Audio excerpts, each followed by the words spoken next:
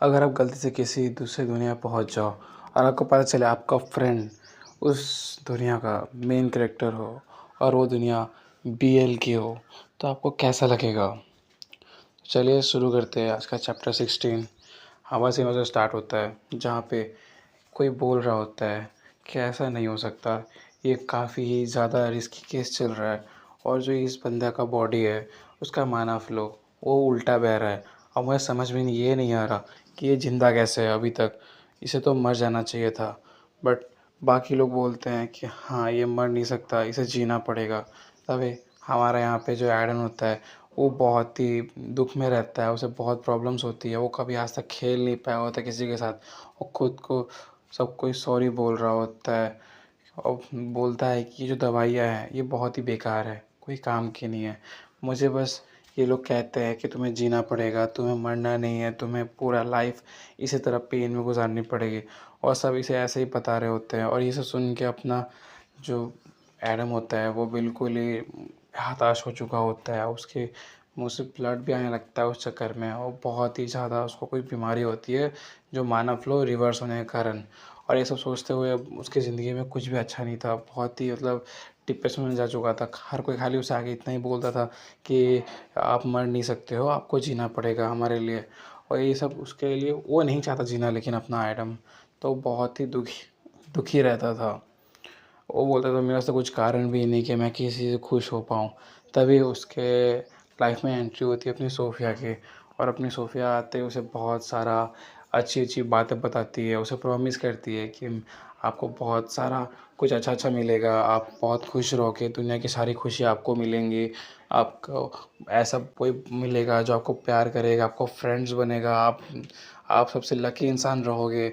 उसे इतना कुछ बताती है जिस कारण से अपना जो एडम होता है वो खुश हो जाता है, और हमें पता चलता है कि अपना एडम यहाँ का इस दुनिया का मेन कैरेक्टर है, मतलब हीरो है हमें यहाँ का।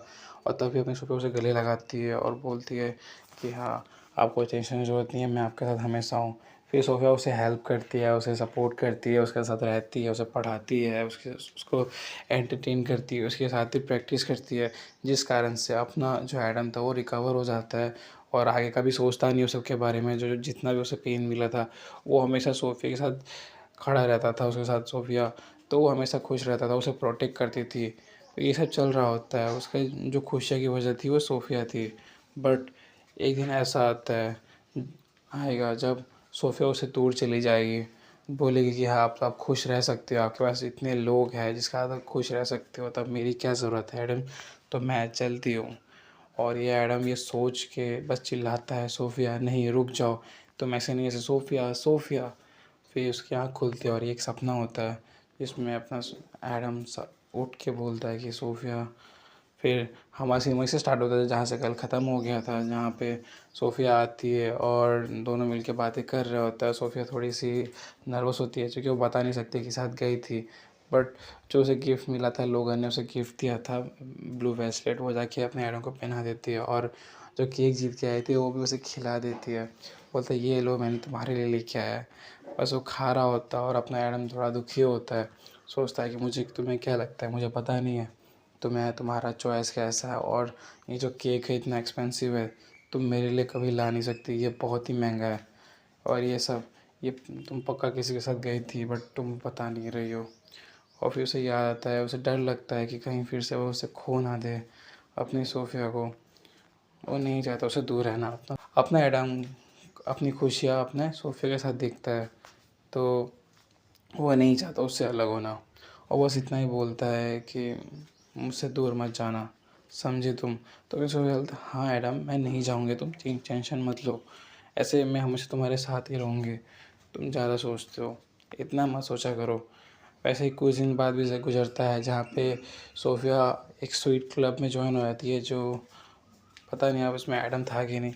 फिर अपना जो एडम होता है वो काउंसिल में ज्वाइन कर लेता है, और वहाँ पे काफ़ी सारा काम रहता है जिस कारण से वो घूमने नहीं जा पाता, सोफ़ी के साथ टाइम स्पेंड नहीं कर पाता है।